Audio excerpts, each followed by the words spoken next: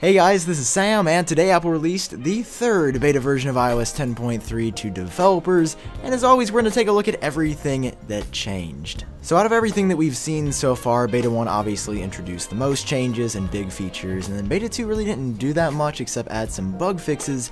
Beta 3 falls somewhere in like second place in the list because it adds 2 or 3 new things that are worth mentioning. So up first is going to be in the Settings app. If you go down to Passcode, and if you have one set already you can type it in.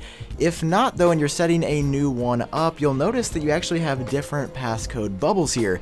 Before, in previous versions of iOS, really back as far as I can remember, you've had dashes, at least since iOS 7, but now they're like these little circular bubbles that fill in when you actually type in numbers. It's a super small UI change, but I honestly kind of like it. Also in the Settings app, if you go to Settings and then General and tap on About, if you actually have 32-bit apps installed that really aren't going to be supported in many iOS versions past iOS 10.3, you can now tap on this section, which will bring you to app compatibility, and you'll notice this little chevron or arrow right here indicating that there's actually something to click on as far as applications go, and here it's just going to show you your applications that aren't going to be supported for much longer. These are going to be apps that the developers really haven't touched in a few years, so unfortunately if you find yourself using a lot of old apps, they're really not going to work for much longer unless you go ahead and contact the developers, which is what tapping on these apps allows you to do on the App Store. And of course there have been some bug fixes in this beta version of iOS 10.3 as well, but nothing too noticeable or